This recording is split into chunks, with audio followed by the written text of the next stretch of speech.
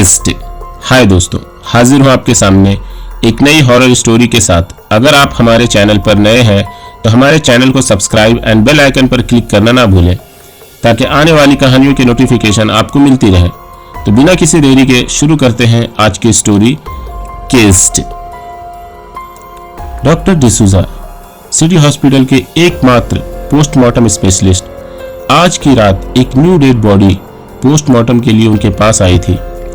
वो बॉडी को बैग से निकाल रहे थे। अभी उन्होंने बैग को थोड़ा ही खोला था कि डॉक्टर डिसूजा की नजर उस डेड बॉडी के चेहरे पर पड़ी।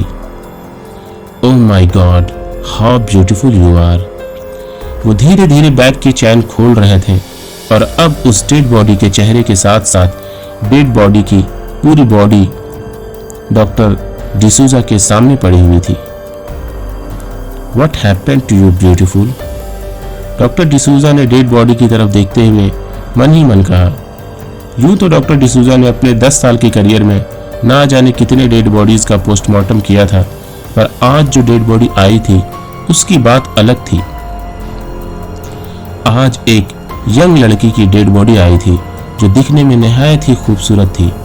उस लड़की की बॉडी खूबसूरती के सभी पैमानों को पूरी कर रही थी। उस डेड बॉडी को देखकर ऐसा लग रहा था जैसे कोई मासूम टीनएजर लड़की आराम से सोई हुई हो और आवाज देने पर अभी उठकर बैठ जाएगी। डॉक्टर डिसूजा आज मॉर्ग रूम में अकेले ही थे। उनका असिस्टेंट आज किसी वजह से नहीं आया था और पुलिस को इस डेड बॉडी की रिपोर्ट अगले दिन चाहिए थी। इसलिए आज डॉक्टर डिसूजा अकेले ही मॉर्ग में इस डेड बॉडी के पोस्टमार्टम की तैयारी कर रहे थे। वैसे डॉक्टर डिसूजा पहले भी कई डेड बॉडीज का पोस्टमार्टम अकेले कर चुके थे। डॉक्टर डिसूजा डेड बॉडी की तरफ देख रहे थे। उन्होंने डेड बॉडी का करीब से मुआयना किया। डेड बॉडी करीब 16 साल की एक टीनेजर की थी, बट बॉडी की ग्रोथ के हिसाब से वो 20 से 22 साल की लग रही थी। डॉक्टर डिसूजा ने देखा कि बॉडी के दोनों हाथों में काले निशान थे जो इस बात को जाहिर कर रहे थे कि इसके दोनों हाथों को कसकर रस्सियों से बांधा गया था। यही सेम निशान उसके दोनों पैरों के टखनों पर भी थे। डॉक्टर डिसूजा ने पोस्टमार्टम का प्रोसीजर शुरू किया और बॉडी की चीर फाड़ शुरू हो गई। आई विश कि मुझे ये सब करना ना पड़ता, पर तुम्हारी मौत कैसे हुई ये जानना जरूरी है ताकि तुम्हें इंसाफ मिल सके। पोस्टमार्टम के दौरान जब डॉक्टर डिसूजा ने बॉडी के स्टमक को चीर कर देखा तो स्टमक से एक अजीब सी काली तरल गाढ़ी पदार्थ, ब्लैक लिक्विड जैसी चीज बाहर गिरने लगी और पूरा बेड जिस पर बॉडी को लिटाया गया था वो उस गाढ़ी लिक्विड से गंदी हो गई थी। उफ, क्या गंदगी है, कितनी बदबूदार स्मेल है इसकी। उस ब्लैक गाढ़ी लिक्विड चीज से अजीब सी बदबूदार स्मेल आ रही थी। हो ना हो इसकी मौत की वजह ये लिक्विड ही रही होगी, पर ये है क्या? लैब में इसकी टेस्टिंग करनी होगी। इसका सैंपल ले लेता हूँ। डॉक्टर डिसूजा ने उस ब्लैक लिक्विड चीज का सैंपल एक छोटे से टेस्ट ट्यूब में रखा। कुछ घंटों की मेहनत के बाद डॉक्टर डिसूजा ने बॉडी का पोस्टमार्टम पूरा कर लिया। फिर उन्होंने उस डेड बॉडी को वापस बैग में पैक किया और उसे कोल्ड स्टोरेज बॉक्स में डाल दिया। बॉक्स बंद करने से पहले डॉक्टर डिसूजा उस लड़की की बॉडी को देख रहे थे। उनके मन में क्या आया पता नहीं। उन्होंने उस लड़की के चेहरे की तरफ अपने होंठ बढ़ाए और उस लड़की के होंठों पर किस करते हुए बोला, good night dear, have a safe journey towards heaven. और फिर उन्होंने कोल्ड स्टोरेज के बॉक्स को बंद कर दिया। फिर डॉक्टर डिसूजा रिपोर्ट तैयार करने में बिजी हो गए। अभी थोड़ी ही देर हुए थे कि कमरे की लाइट जलने बुझने लगी। अब ये लाइट को क्या हो रहा है? थोड़ी देर बाद लाइट बुझनी बंद हो गई। अचानक डॉक्टर डिसूजा की नजर उस कोल्ड स्टोरेज के बॉक्स पर पड़ी जिसमें वो डेड बॉडी रखी हुई थी। डॉक्टर डिसूजा ये देखकर हैरान थे कि बॉक्स आधा बाहर निकला हुआ है। डॉक्टर डिसूजा बॉक्स की तरफ गए। उन्होंने बॉक्स में झांका। वो हैरान थे, बैग खुला हुआ था। डॉक्टर डिसूजा को ये बात अजीब लगी। बॉक्स किसी टेक्निकल प्रॉब्लम से आधी बाहर आ सकती है, पर बैग का चैन खुद ब खुद कैसे खुल गया?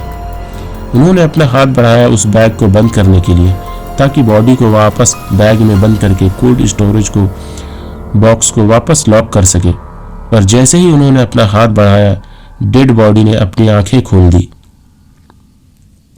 ये नज़ारा डॉक्टर डिसूजा के लिए बिल्कुल डरावनी थी। डॉक्टर डिसूजा मुर्दे को आंख खोलते हुए पहली बार देख रहे थे।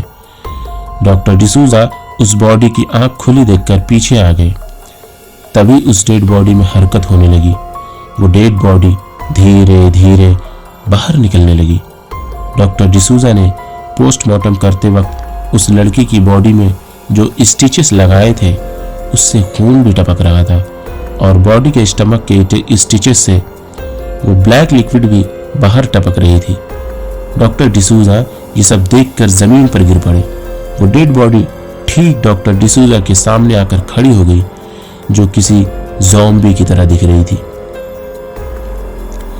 क्या तुम मुझे दोबारा किस नहीं करोगे?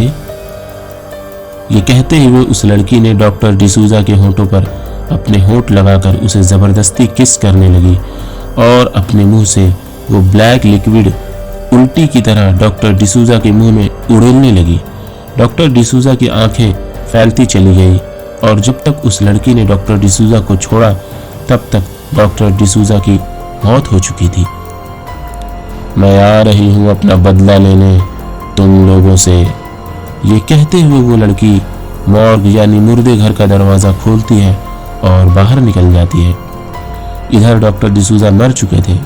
उनकी बॉडी काली पड़ चुकी थी और बहुत ही तेजी से उनकी बॉडी सड़ने लगी थी।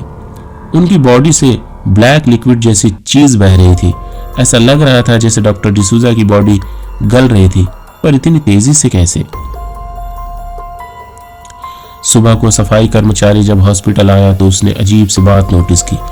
एक जोड़ी नंगे कदमों के निशान काले बदबूदार धब्बों के साथ जो मॉर्ग यानी मुर्दे घर से बाहर की तरफ जा रही थी, उन कदमों के निशान का पीछा करते हुए जब वो मुर्दे घर के पास पहुंचा तो वो हैरान हो गया।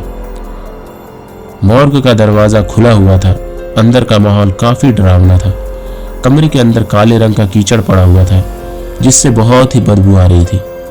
ये काले रंग का कीचड़ कुछ और नहीं बल्कि डॉक्टर डिसूजा की लाश थी, जो रात भर में पूरी तरह से सड़कर गल चुकी थी और अब एक कीचड़ की तरह दिख रही थी।